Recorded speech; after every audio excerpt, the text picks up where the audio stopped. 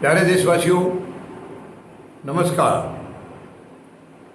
कल यानी शनिवार 13 अगस्त को फौजी जनता पार्टी की टीम, मतदाता जागृति संगठन की टीम और श्री हरपाल जी राणा, इनकी हरपाल की चौपाल है, इनकी टीम, हम लोग यहाँ से करीब 14-15 आदमी उत्तराखंड गए थे।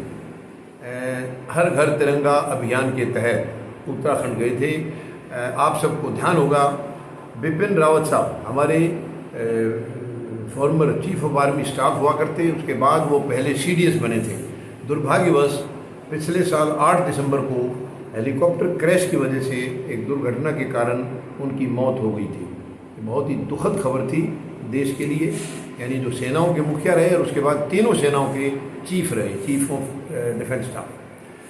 उनके गांव तक सड़क नहीं है। अपने जीते जी उन्होंने काफ़ी कोशिश की, सरकारों से काफ़ी निवेदन किया, उनके गांव तक सड़क नहीं बन पाई।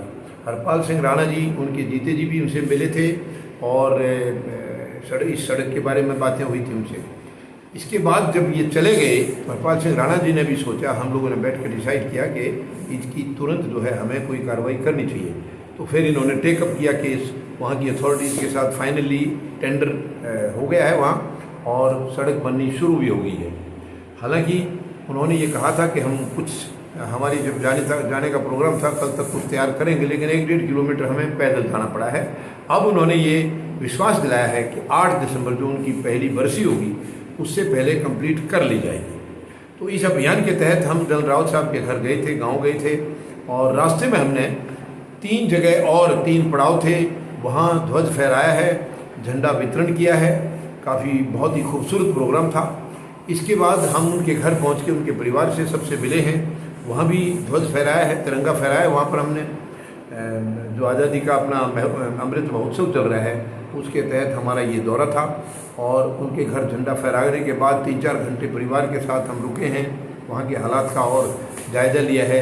उसके बाद रातों रात हम लोग वहाँ से वापस चल दिए हैं। तो ये एक बहुत सुंदर अभियान था, सुंदर प्रोग्राम था, और काफ़ी लोगों ने इसमें रास्ते में जहाँ जहाँ हमारे पड़ाव थे, काफ़ी लोगों ने बड़ी रुचि ली थी। बहुत बड़े बड़े कार्यक्रम थे, एक सर्विसमैन का भी एक कार्यक्रम था, उसमें भी हम शामिल हुए थे। तो मैं समझता हूँ अब ये जल्दी जो अभियान था उनकी सड़क का, वो भी जल्दी पूरा हो जाएगा, और आज़ादी का अमृत महोत्सव हम लोग मना ही रहे हैं, इसको खूबसूरती से मनाएंगे, और इसी तरीके से हम लोग अपने तिरंगे की आन शान मान को बनाए रखेंगे, और इसके महत्व का लोगों तक यूं ही हम गुणगान सुनाते रहेंगे, बताते रहेंगे, लोगों को ज्ञान देते रहेंगे। धन्यवाद। जय जवान, जय किसान, जय हिंद।